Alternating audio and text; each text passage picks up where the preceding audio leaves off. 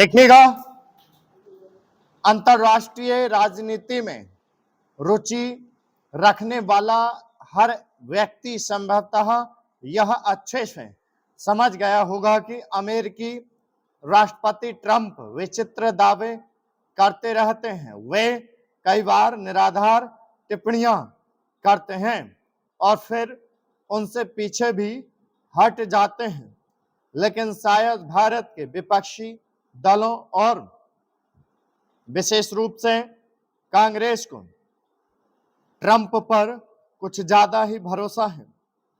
Trump ने यह दावा किया कि पहलगाम में आतंकी हमले के जवाब में भारत की सेना के ऑपरेशन सिंदूर के चलते भारत पाकिस्तान में हुए टकराव के दौरान 5 लड़ाकू विमान मार गिराए गए। उन्होंने यह स्पष्ट नहीं किया कि ये विमान किस देश के थे, लेकिन कांग्रेस के नेता तत्काल इस नतीजे पर पहुंच गए कि ये लड़ाकू विमान भारत के रहे होंगे। उन्होंने ट्रंप के इस बेकार के दावे की सच्चाई जानने की जरूरत जता दी। यह जरूरत कांग्रेस के किसी प्रवक्ता ने नहीं, बल्कि लोकसभा में नेता विपक्ष राहुल गांधी ने जताई। ऐसा लगता है कि उन्हें ना तो भारत की सरकार पर भरोसा है और ना ही भारतीय सेना पर। यह पहली बार नहीं है जब कांग्रेस ऑपरेशन सिंदूर के मामले में उन अधकचरे एवं भारत विरोधी दावों को तूल दे रही है जो पाकिस्तान और चीन के नेताओं ने किए, और यदाकदा अमेरिकी राष्ट्रपति ने भी। सब जानते हैं कि अमेरिकी राष्ट्रपति का यह दावा खोखला है कि उन्होंने भारत पाकिस्तान के बीच संघर्ष विराम करवाया और दोनों देशों के बीच परमाणु युद्ध की आशंका को टाला। उनके इस दावे पर कोई यकीन नहीं कर रहा है।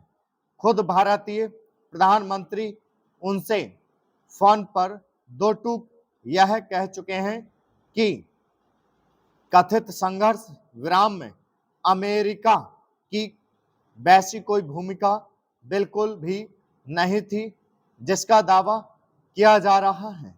भारतीय प्रधानमंत्री ने अमेरिकी राष्ट्रपति से यह भी कहा था कि कश्मीर पर भारत की जो नीति है वह यथावत है और उसमें कोई बदलाव होने का कोई प्रश्न ही नहीं उठता।